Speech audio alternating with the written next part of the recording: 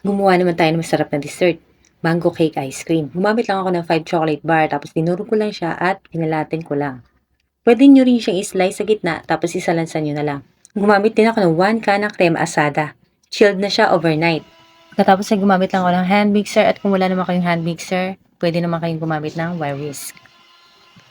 Medyo nakakangalay lang siya. Ito ay meron din ako 3 hinog na mangga. Ini-slice ko lang siya ng ganyan para gamitin kong pan-toppings at yung iba naman ay gagamitan ko rin ng food processor. Mas maganda sana kung may blender pero wala naman akong blender. Food processor lang meron sa akin kaya yun na lang gagamitin ko. At kung wala naman kayong food processor, pwede nyo rin naman siyang durugin gamit ang tinidor. Dapat pala dyan ni-slice ko na siya kasi hindi siya agad na durog. Hindi siya agad na durog ng food processor. Pero yan, okay naman ang kinalabasan.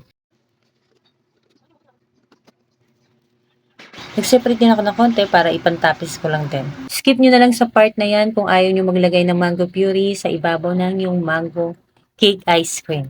Ginamitan ko liyan ng hand mixer para mag-totally combine yung dalawang sangkap. Sa part naman ng 1 can ng crema asada, kahit anong brand naman pwede. Kung gagamit naman kayo ng mga cream, dalawa ang gagamitin nyo at maglalagay lang kayo ng isang condensed milk na 390 grams. Pagkatapos ay nilagay ko na siya sa chocolate bar na pinanalatin ko kanina. Ano ba yan? Nabubulong talaga ako. Hinantay ko lang ibabaw gamit ang spatula, tapos sinaktak ko lang ng bahagya. Ito ko naman ilalagay yung mango puree sa ibabaw, tapos yung slice ko na mangga ay sa gitna. Mas maganda kasi kapag meron siyang toppings at mas masarap siyang tignan. At yan nga, sabi ko kanina, saka ko pa ilalagay yung slice ko na mangga dyan sa gitna. Tapos ay itatakpan ko lang siya ng cling wrap. Kung wala kayong cling wrap, kahit ano naman ang i-cover nyo dyan.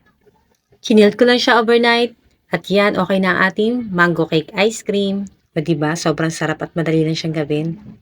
3 sangkap lang, meron ka ng mango cake ice cream. Kinuldown ko na yan, pero medyo nahihirapan talaga akong i-slice siya ng aking plastic knife. At kung umabot ka hanggang dito, ako nagpapasalamat sa iyo. Iwan ka ng bakas kung taga saan ka para malaman ko kung saan umabot ang aking video. Yun lang at maraming salamat. Bye!